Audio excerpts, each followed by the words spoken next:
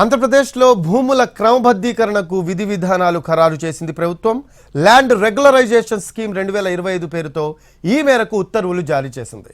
Urban rural area క్రమబద్ధీకరణకు నిబంధనలు జారీ అయ్యాయి. పట్టణ గ్రామీణ ప్రాంతాల్లో ఎలాంటి అభ్యంతరం లేని ప్రభుత్వ భూములను క్రమబద్ధీకరించనుంది. ఆక్రమిత స్థలాల క్రమబద్ధీకరణకు సంబంధించి గతంలో జారీ చేసిన ఉత్తర్వులన్నింటినీ పక్కన పెడుతూ జీవో నెంబర్ 30 జారీ చేసింది. 2019 అక్టోబర్ 15 తేదీని కట్ ఆఫ్ డేట్గా ప్రకటించింది. ఆ తేదీ కంటే ముందు ఆక్రమిత స్థలాల్లో నివాసం ఉంటేనే క్రమబద్ధీకరణకు దరఖాస్తు చేసేందుకు అవకాశం కల్పించింది.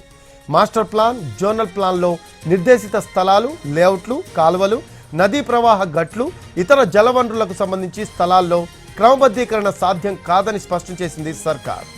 ఖాళీ స్థలాలు, వాటిలో తాత్కాలిక ఇళ్లు కట్టుకున్న క్రమబద్ధీకరణకు అర్హులని పేర్కొంటూ మార్గదర్శకాలు జారీ చేసింది. 150 గజాల వరకు ఉచితంగానే క్రమబద్ధీకరణ చేయనున్నట్లు వెల్లడించింది.